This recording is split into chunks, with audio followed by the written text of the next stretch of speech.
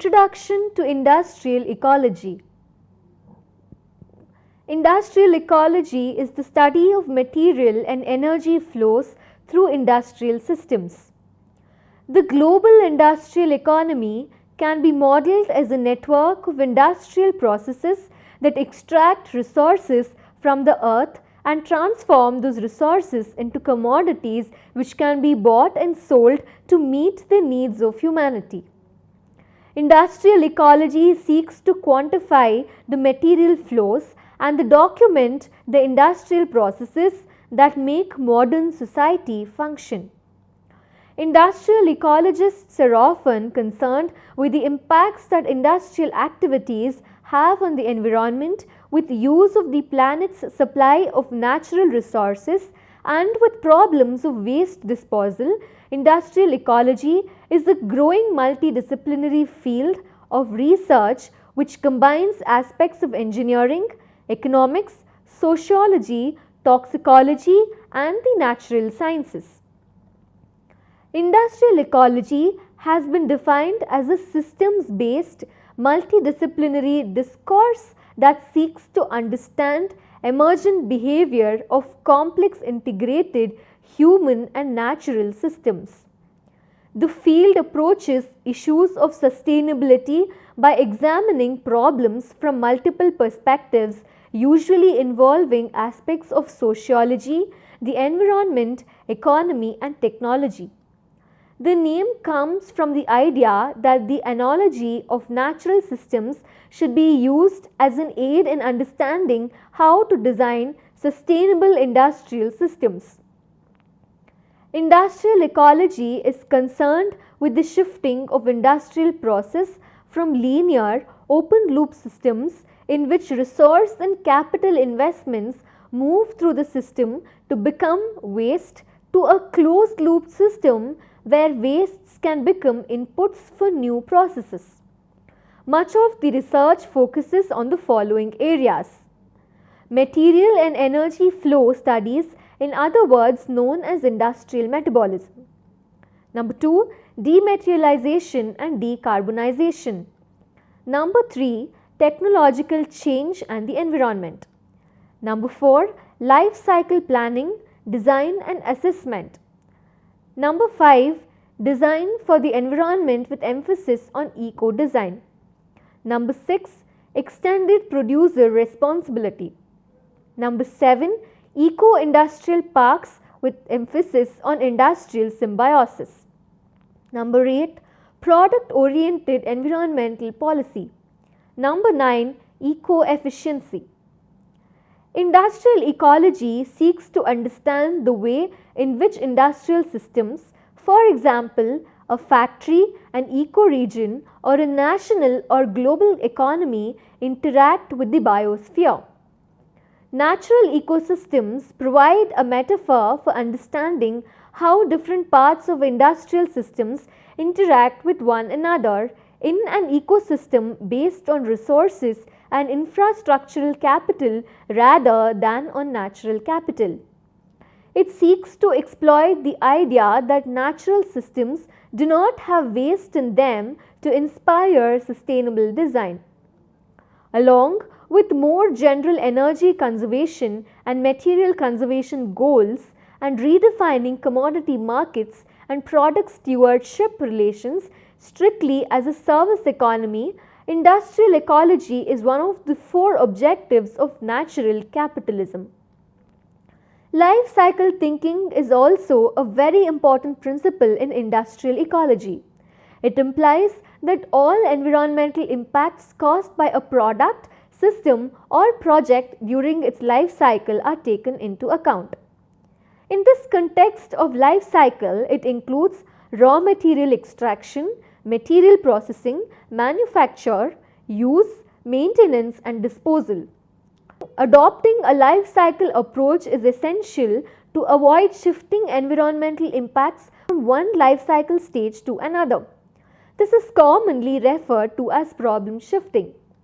For instance, during the redesign of a product, one can choose to reduce its weight, thereby decreasing the use of resources. However, it is possible that the lighter materials used in the new product will be more difficult to dispose of. The environmental impacts of the product gained during the extraction phase are shifted to the disposal phase. Overall environmental improvements are thus null. The final and important principle of industrial ecology is its integrated approach or multidisciplinary approach. Industrial ecology takes into account three different disciplines: social sciences, including economics, technical sciences, and environmental sciences. The challenge is to merge them into a single approach.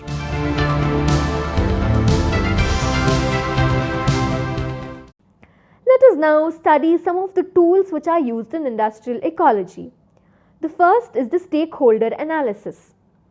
Stakeholder analysis is the process of identifying the individuals or groups that are likely to affect or be affected by a proposed action and sorting them according to their impact on the action and the impact the action will have on them. This information is used to assess how the interests of those stakeholders should be addressed in a project plan or a policy or a program or other action. Stakeholder analysis is a key part of the stakeholder management. A stakeholder analysis of an issue consists of weighing and balancing all of the competing demands of a firm by each of those who have a claim in it, in order to arrive at the firm's obligation in a particular case.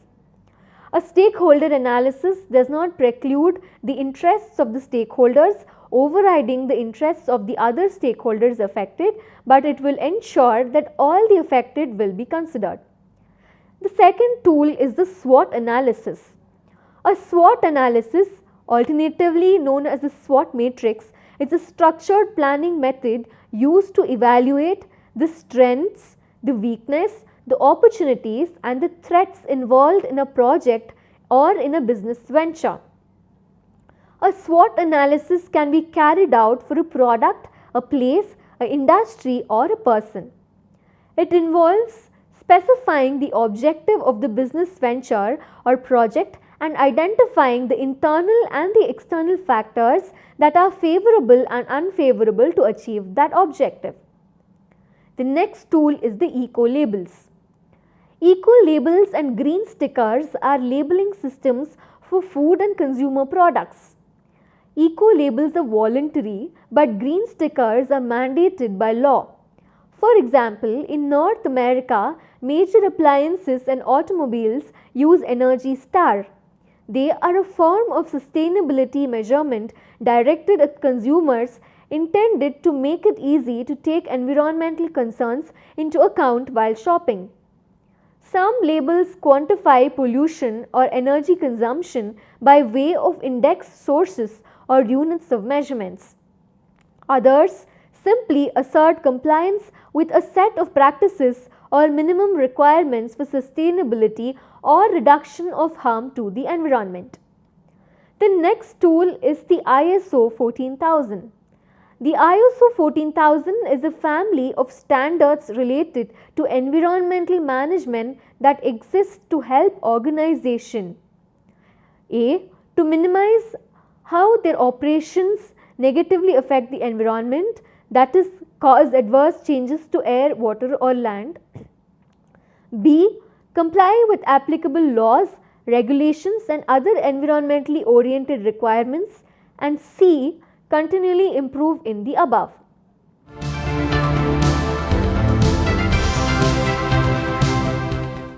The next tool is the Environment Management System, in short, which is known as the EMS. Environmental Management System refers to the management of an organization's environmental programs in a comprehensive, systematic, planned and documented manner. It includes the organizational structure, planning and resources for developing, implementing and maintaining policy for environmental protection. EMS is a system and database which integrates procedures and processes for training of personnel, monitoring, summarizing and reporting of specialized environmental performance information to internal and external stakeholders of a firm. The most widely used standard on which an EMS is based is International Organization for Standardization ISO 14001. Alternatives include the EMAS. An Environmental Management Information System is an information technology solution for tracking environmental data for a company as a part of their overall environmental management system. The next tool is the integrated chain management. Integrated chain management, also known as integral chain management, is an approach for the reduction of the environmental impact of product chains. Such a product chain exists out of an extraction phase, a production phase, a use phase, and a waste phase. The ultimate goal of integrated chain management is the reduction of environmental load over the whole chain. The next tool is technology assessment.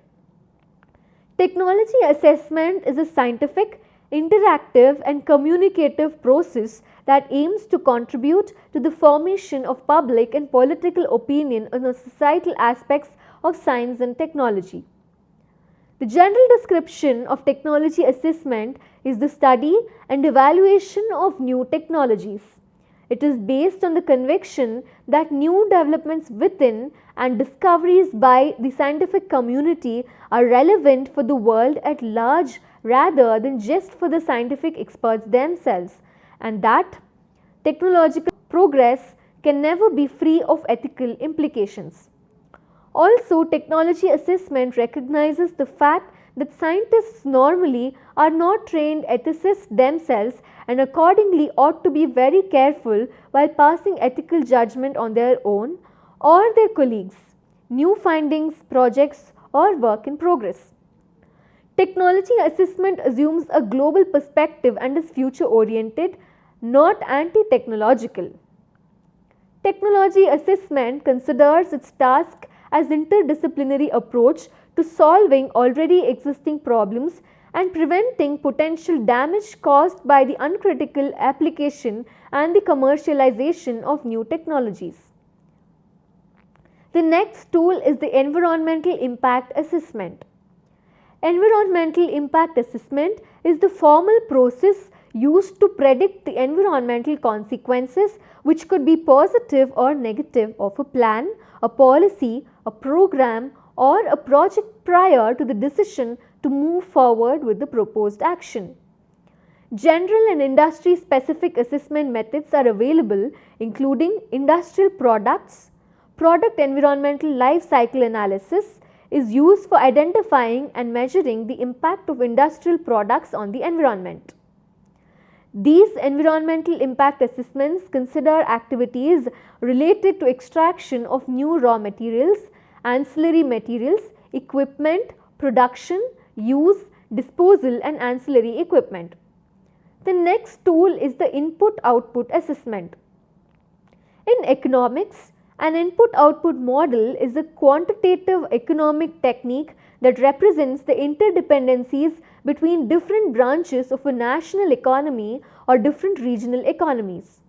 Because the input-output model is fundamentally linear in nature, it lends itself to rapid commutation as well as flexibility in computing and rapid computation as well as flexibility in computing the effects of changes in demand.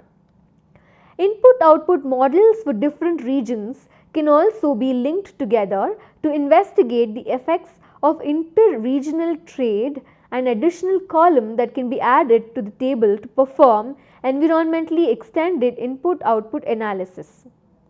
For example, information on fossil fuel inputs to each sector can be used to investigate flows of embodied carbon within and between different economies.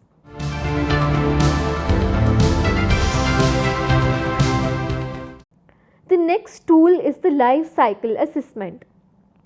Life cycle assessment, which in short is known as the LCA, also known as life cycle analysis and cradle to grave analysis is a technique to assess environmental impacts associated with all the stages of a product's life from cradle to grave, that is, from raw material extraction through material processing to manufacturing to distribution, use, repair, maintenance and disposal or recycling.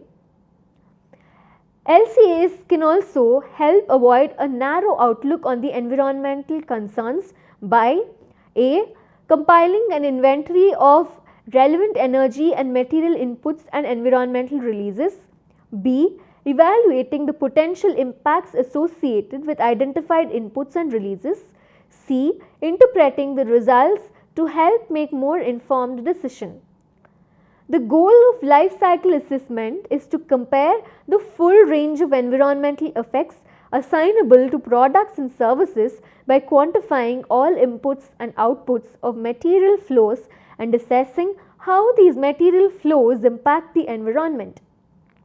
This information is used to improve processes, support policy and provide a sound basis for informed decisions. The next tool is the material flow analysis. Material flow analysis, in short, which is called as the MFA, which is also referred to as substance flow analysis, is an analytical method of quantifying flows in stocks of materials or substances in a well-defined systems. Material flow analysis is an important tool to assess the physical consequences of human activities and needs in the field of industrial ecology, where it is used on different spatial and temporal scales. Examples are accounting of material flows within certain industries and connected ecosystems, determination of indicators of material use by different societies, and development of strategies for improving the material flow systems in form of material flow management. A MET, which is Materials, Energy and Toxicity Matrix, is an analysis tool used to evaluate various environment impacts of a product over its life cycle. The tool takes a form of 3x3 matrix with descriptive text in each of its cells. One dimension of the matrix is composed of a qualitative input-output model that examines environmental concerns related to the product's material use, energy use and toxicity. The other dimension looks at the life cycle of the product through its production, use and disposal phase. The text in each cell corresponds to the intersection of two particular aspects. For example, this means that by looking at certain cells, one can examine aspects such as energy used during the production phase or levels of toxicity that may be a concern during the disposal phase. The next tool is the cost-benefit analysis. The cost-benefit analysis, sometimes called the benefit-cost analysis, is a systematic approach to estimating the strengths and weaknesses of alternatives that satisfy transactions, activities or functional requirements for a business. It is a technique that is used to determine options that provide the best approach for the adoption and practice in terms of benefits in time, labor and cost savings. The cost-benefit analysis is also defined as a systematic process for calculating and comparing benefits and costs of a project, decision or a government policy. Broadly, cost-benefit analysis has two purposes. The first purpose, to determine if it is a sound investment, a decision. Number two is to provide a basis for comparing projects. It involves comparing the total expected cost of each option against the total expected benefits to see whether the benefits outweigh the costs and by how much. The next tool is the full cost accounting. Environmental full cost accounting is a method of cost accounting that traces direct costs and allocates indirect costs by collecting and presenting information about the possible environmental, social and economic costs and benefits or advantages. In short, about the triple bottom line for each proposed alternative. Since costs and advantages are usually considered in terms of environmental, economic and social impacts. Full or true cost efforts are collectively called the triple bottom line. A large number of standards now exist in this area, including ecological footprint, eco-labels, and the United Nations International Council for Local Environmental Initiatives approach to triple bottom line using the eco-budget metric. Full cost accounting embodies several key concepts that distinguishes it from standard accounting techniques. The following list highlights the basic tenets of full cost accounting, that is, accounting for number 1, costs rather than outlays, number 2, accounting for hidden costs and externalities, number 3, accounting for overhead and indirect costs, number 4, accounting for past and future outlays, number 5, accounting for costs according to life cycle of the product.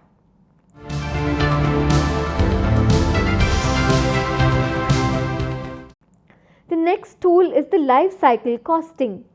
Whole life cost or life cycle cost refers to the total cost of ownership over the life of an asset, also commonly referred to as cradle to grave or womb to tomb costs. Costs considered include the financial cost, which is relatively simple to calculate, and also the environmental and social costs, which are more difficult to quantify and assign numerical values. Typical areas of expenditure which are included in calculating the whole life cost include planning, design, construction and acquisition, operations, maintenance, renewal and rehabilitation, depreciation and cost of finance and replacement of disposal. The use of environmental costs in a whole life cycle analysis allows a true comparison options, especially where both are quoted as good for the environment. For a major project such as the construction of a nuclear power station, it is possible to calculate the environmental impact of making the concrete containment, the water requirement for refining the copper for power plants, and all the other components. Only by undertaking such an analysis, it is possible to determine whether one solution carries a lower or higher environmental cost than another. The next tool is the stock and flow analysis. Economics, businesses, accounting and related fields often distinguish between quantities that are stocks and those that are flows. These differ in their units of measurement. A stock variable is measured at one specific time and represents a quantity existing at that point in time, which may have accumulated in the past.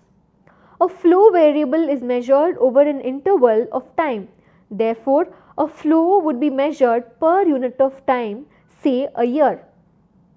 Flow is roughly analogous to rate or speed in this sense.